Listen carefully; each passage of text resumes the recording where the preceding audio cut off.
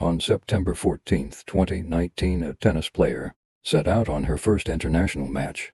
Unaware of what lay ahead, she booked the cheapest apartment she could find, but what happened next was beyond horrifying. This story will make you think twice about booking your stay online. Read with caution. This story is not for the faint of heart. I am a tennis player and belong to one of the most renowned and acclaimed tennis clubs in a country I don't want to mention. I'd like to keep my identity private. This story took place before I was still struggling to make a name for myself. Those days I was playing for a national club in my home country, Romania. During national matches, my sportsmanship was fortunately noticed by one of our sponsors. As a result, I was selected to play in an international stadium, a moment of pride for both me and my tennis club. With about $1,500 in sponsorship, I had to cover my flight costs, lodging, food, and transportation. It wasn't a lot of money, but I didn't want to miss out on the opportunity. With a bit of support from my boyfriend and some of my own savings,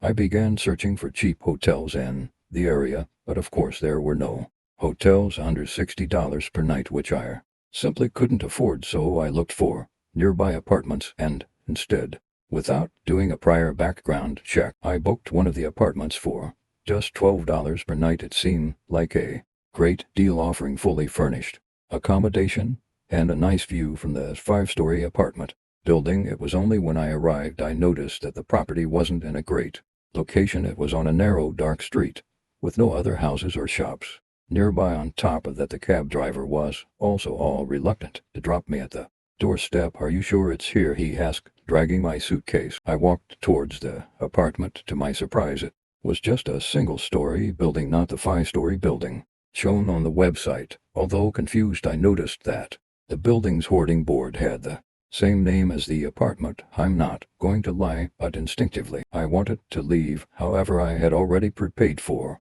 the entire 7 days trip, so there was no way I could back away. Feeling nervous about the whole situation, I walked towards the side of the property, uncertain about what I should do next. It would have been a relief to see someone around, but there was no one in sight. I sat down on the floor and began to scroll through my emails anxiously. Finally, I found the email from the apartment's manager with the door code 111. I couldn't help but wonder who would keep their door locked that easy. After entering the code, the door unlocked and I walked inside. It had a tiny bedroom, a kitchen, a bathroom, an empty lobby, and a long hallway. I finally understood why the rate of that property was so low as compared to the others, as the place was a wreck. Dirty furniture, awful smell, mold on several walls, dirty bed sheets and pillows. It was the worst. Nevertheless, I decided to compromise and spend less time at the property. I quickly brought all my stuff inside, took a shower, and got on the phone with my boyfriend. "This is what you get when you pay for the cheapest property online," he teased me as I nagged about it with him.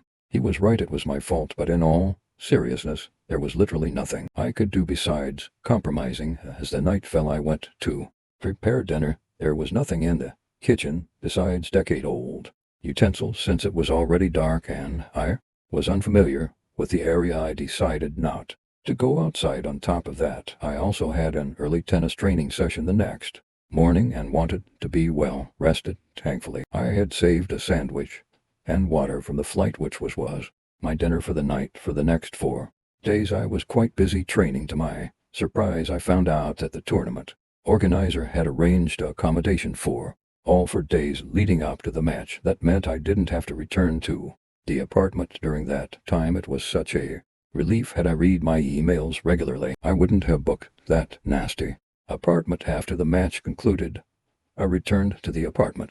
As I still had 2 more days before going home, I planned to explore the area and do some shopping during those days. In case you were wondering about the match, I secured second place. Everything felt great, but little did I know the most horrifying night of my life lay ahead. After a full day of roaming around and celebrating my second place on my own, I came back to the apartment at dusk.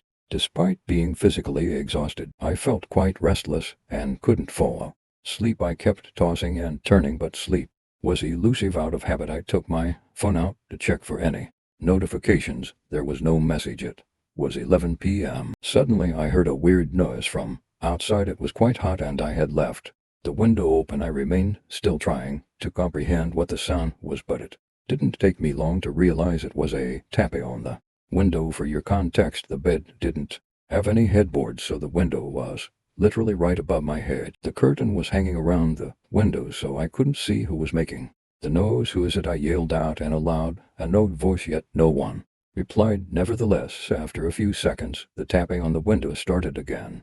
At this point, I was super annoyed. I jumped out of the bed and aggressively opened the curtains, only to find no one. It must be insects, I tried to assure myself, and went back to bed, popped on my earphones, and blasted loud music. No matter how hard I tried, I couldn't fall asleep, and in between the silence of the music I could still hear the tapping on the window. "Who is it?" I yelled. "I thought you wanted dinner and perhaps something to eat," someone uttered from outside. I froze. I'm not going to lie, it scared the crap out of me. I never expected someone to reply. I remained vigilant and covered myself with a blanket in fear. After another minute, the tapping continued again. I tried my best to be as brave as possible and got out of bed with a great deal of courage. I pulled the curtain to the side and looked outside. As I did, I couldn't see anything at first, but gradually I noticed a dark silhouette of a tall person standing not too far from the window. My hands began to shake in fear, and I abruptly shut the window tight and pulled the curtains back. I grabbed my phone from the bed and dialed up my boyfriend in horror. Due to the time difference, it was 4 a.m. back home, and my boyfriend, who was probably sleeping, didn't pick up. In a matter of seconds, everything went quiet, like it was all a dream. However, the stillness felt like the calm before the storm. Suddenly, my worst nightmare came true. I heard someone trying the code of the apartment. The attempt failed at first. The second time, though, I heard the sound of the door unlocking. I heard footsteps echoing aside with every passing second. My heartbeat grew louder and louder. My heart felt like it would explode in my chest any minute. My throat felt dry and threatening to choke me with fear. Time seemed to slow down, stretching every second to an eternity. The footsteps came closer and closer towards my bedroom door. My mind went haywire. I ran towards the bedroom door to firmly lock it. Luckily, I was on time, because the second I sat on the floor, someone tried to open the door. I literally had no courage left. All I could do was cover my mouth and weep. Neither could I dare to fight back, nor could I flee. To this day, I get chills thinking about that day. I crouched down with the limbs drawn close to my body in a fetus position. My hands were shaking uncontrollably as the banging on the door continued for 5 minutes straight. It felt like the door would break open any time. With all the energy I had inside, I screamed out loud, "Get out of here. The cops are going to be here any minute." Whatever it was gave a loud final bang on the door, and everything went silent. With my quivering hands, I called 911. Within 5 minutes, I heard the police sirens. When the cops came inside the apartment, they couldn't find a trace of anyone. For once, I felt like maybe I was just hallucinating, but the crack on the bedroom door said otherwise. After that, there was no way that I would stay in that place all by myself. I packed all my stuff that instant and begged the police to take me to a safer place. The police sympathized with me and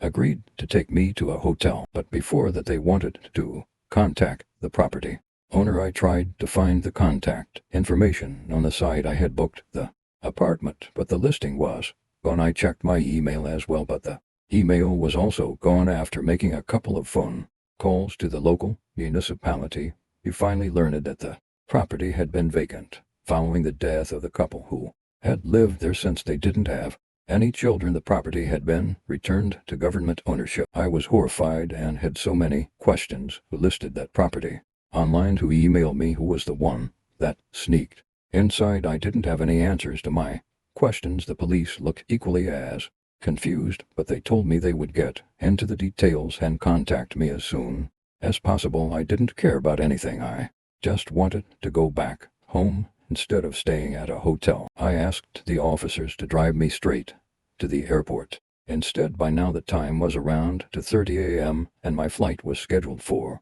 11 a.m. As soon as I landed and met my boyfriend at the airport, I began to cry, uncontrollably, unaware about the events that had occurred. He was surprised to see me like that. On the way back home, I told him everything When we got home, he did a reverse image search of the property. I don't know how to describe what we saw next. The screen displayed information that was beyond my imagination. The house had been the site of 5 mysterious murders since 1999, including the death of the property owners. To this day, I have no answers for what occurred that night, whether it was a ghost or someone planning my murder. I don't know, and I don't wish to find out. For more horror, scary stories, please subscribe Specter Stories channel. Like, follow, and share. Thanks for watching.